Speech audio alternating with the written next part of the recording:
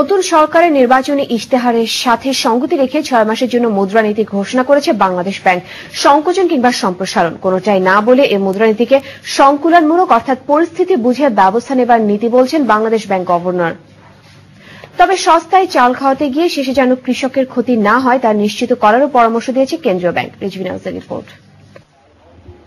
আর্থিক মন্দার কারণে আগামী 6 মাস বিশ্ব অর্থনীতির জন্য খুবই গুরুত্বপূর্ণ। কেন্দ্রীয় ব্যাংকের মতে বাংলাদেশের জন্য এটা সতর্ক থাকার সময়। তার উপর নতুন সরকারের জনকল্যাণমুখী বিশাল এজেন্ডা। মুদ্রানীতি তৈরির সময় তাই নানা সমীকরণ মাথায় রাখতে হয়েছে বাংলাদেশ ব্যাংককে।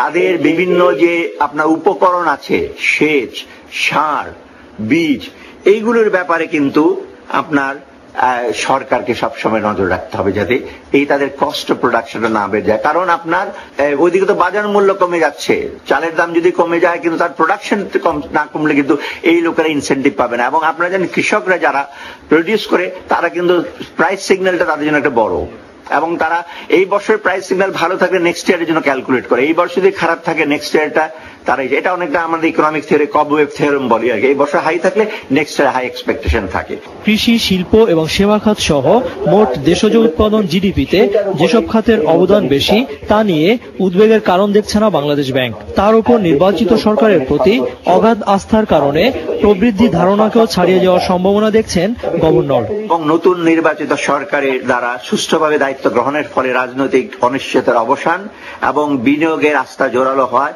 অর্ধবৎসরের দ্বিতীয়ার্ধে রপ্তানি প্রবৃদ্ধি গুরুতরভাবে ব্যাহত যদি না হয় এবং দেশজ উৎপাদন আমরা বলছি যে 6.5% আমরা গ্রোথ অ্যাচিভ করব।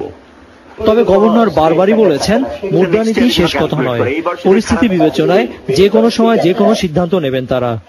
সংকুলান মানে আপনার। রিজভিনা ওয়াজ, চ্যানেল আই, ঢাকা।